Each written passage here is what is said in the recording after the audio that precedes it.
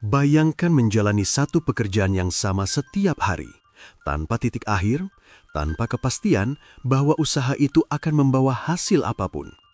Bukan seminggu, bukan setahun, tetapi sepanjang hidup. Inilah gambaran hukuman paling kejam dalam mitologi Yunani. Hukuman yang tidak melukai tubuh, tetapi perlahan menghancurkan jiwa. Kisah ini milik Sisyphus, seorang raja yang dihukum untuk mendorong batu besar ke puncak gunung. Setiap kali batu itu hampir sampai, ia jatuh kembali ke bawah. Sisyphus harus turun dan mengulanginya lagi, selamanya. Kisah ini terasa kuno, tetapi justru sangat dekat dengan kehidupan manusia modern yang sering merasa terjebak dalam rutinitas tanpa akhir. Sisyphus adalah Raja Korint, kota penting di Yunani kuno. Ia dikenal bukan karena kebijaksanaan atau keadilan, melainkan karena kecerdikannya yang licik. Ia tidak mengandalkan kekuatan fisik, tetapi kecerdasan, tipu daya, dan kemampuan membaca situasi demi keuntungan dirinya sendiri. Berbeda dengan pahlawan Yunani lainnya, Sisyphus bukan sosok heroik. Ia percaya bahwa akal bisa mengalahkan segalanya, bahkan hukum para dewa. Keyakinan inilah yang membuatnya terus melangkah melampaui batas, seolah merasa dirinya selalu bisa lolos dari konsekuensi apapun. Kesalahan besar Sisyphus bermula ketika ia mengetahui rahasia Zeus. Suatu hari, Zeus menculik Aegina, putri dewa sungai Asopus, dan menyembunyikannya. Asopus yang putus asa mencari putrinya kemana-mana.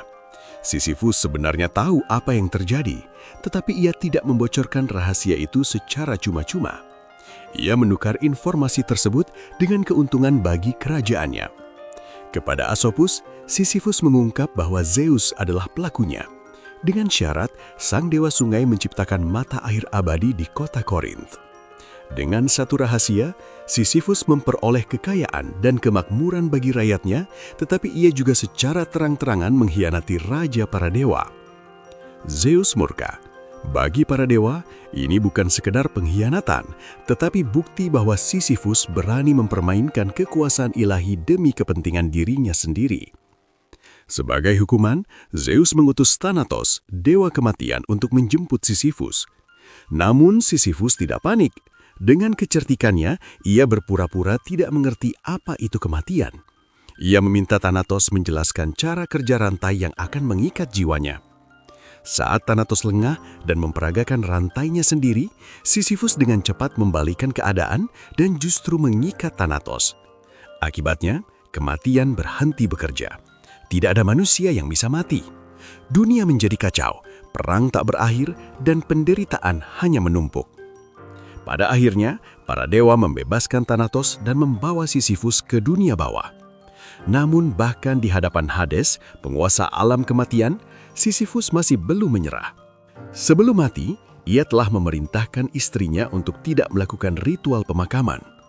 Di dunia bawah, Sisyphus mengadu kepada Hades dan Persephone bahwa ia diperlakukan tidak adil karena jasadnya tidak dihormati di dunia orang hidup. Ia memohon izin untuk kembali sementara, hanya untuk menegur istrinya dan memastikan ritual dilakukan dengan benar. Hades mengizinkannya, tetapi begitu kembali ke dunia hidup, Sisyphus mengingkari janjinya dan menolak kembali ke dunia bawah, menikmati hidup seolah ia telah menaklukkan kematian itu sendiri. Di titik inilah, kesabaran para dewa benar-benar habis. Sisyphus telah membocorkan rahasia Zeus, mempermalukan Thanatos, dan memperdaya Hades. Ia bukan hanya menipu, tetapi berulang-ulang menantang tatanan kosmik. Karena itulah, ketika akhirnya ia ditangkap kembali, hukuman yang dijatuhkan kepadanya bukan hukuman biasa. Para dewa merancang siksaan yang tidak bisa ditipu, tidak bisa diakali, dan tidak memiliki celah untuk melarikan diri. Dari sinilah, hukuman batu dan gunung itu dimulai. Hukuman Sisyphus bukanlah kematian, tetapi tugas yang tampak sederhana. Ia harus mendorong sebuah batu besar ke puncak gunung. Namun setiap kali batu itu hampir sampai, ia jatuh kembali ke bawah. Tidak ada progres, tidak ada pencapaian, dan tidak ada harapan bahwa usahanya akan berakhir. Hukuman ini dirancang bukan untuk menyiksa tubuh, tetapi menguji batas mental manusia. Para dewa memahami bahwa hidup tanpa makna dan tanpa tujuan adalah penderitaan yang paling berat. Ada satu momen penting yang sering diabaikan, yaitu saat Sisyphus berjalan turun setelah batunya jatuh.